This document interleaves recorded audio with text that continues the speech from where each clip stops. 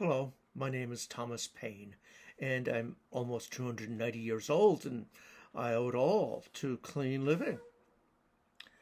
In 1776, I wrote a book called Common Sense, in which I talk about how people should rule and think for themselves.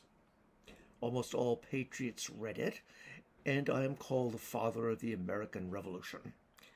I think I'm allowed to call myself a patriot. I'm going to record a series of videos on the issues and divisions in the America I love. This video is about education. Sadly, even the nurturing of our children and helping young adults on whom our national greatness depends have become political. A conservative movement has sprung up to keep controversial topics out of classrooms.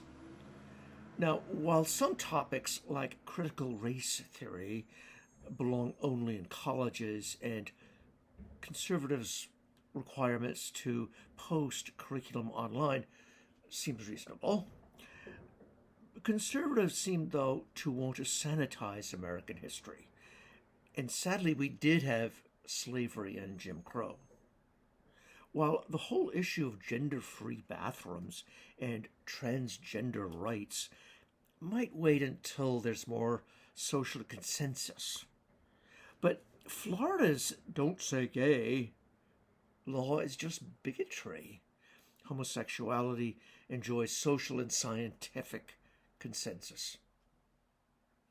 The teacher who won Kentucky's Teacher of the Year award resigned after a parent accused her of grooming teenagers for abuse by running an LGBT club. Now, if kids feel like joining, what do the rest of us have to say about it? That's just civil rights and respect for others.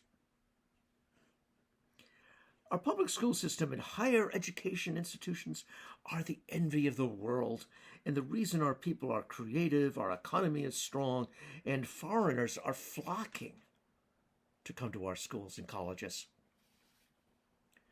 Our higher education is not only attractive to the world's best and brightest, it is the ticket to improving the lives of countless young people. Many of these people have no financial resources. Real people, real stories.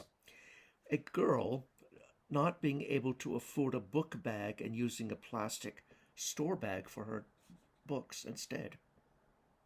A boy working 2 jobs and eating in his dorm room because he couldn't afford his college meal plan.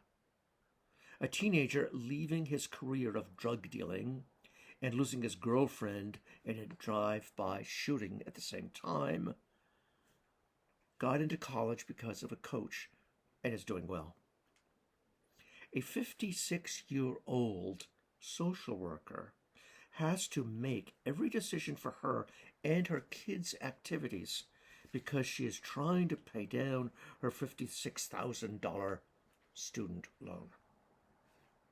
Young people who want to take low-paying service jobs, social work, teaching, nursing, often don't do it because they're afraid of being saddled with huge debt. They lose and society loses. Now, President Biden has canceled $10,000 per person in college debt, and Democrats want to do more. Opponents say that this is giving a freebie to college elites at the expense of people who didn't go to college or have repaid their loans. Understood. But if a nation does not invest in its best and brightest, and some of these kids are tough, ambitious, and show amazing initiative, that nation will lose its vitality and energy and its competitiveness on the real world stage. Democrats also want to increase funding for technical training and community college, structure loans so balances don't continue to grow, and make sure that any one student is not paying more than 10% of his income in loans. Cancellation of debt would only be for people earning less than $125,000 a year. So in other words, not for MBAs or lawyers or doctors. Let's face it, this generation is saddled with all kinds of debt. I am glad I'm 290 years old. Often they cannot afford a house or have children. They can't afford to take a risky job, work on an invention or new idea, or start a business. All of these things are ways to truly make America great again.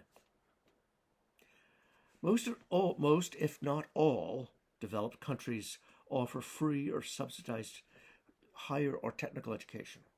So this is the least we can do, a true public investment. Let's hope Republicans and others do not use this issue to stoke resentment. Education at all levels is too important for politics. Thanks for listening.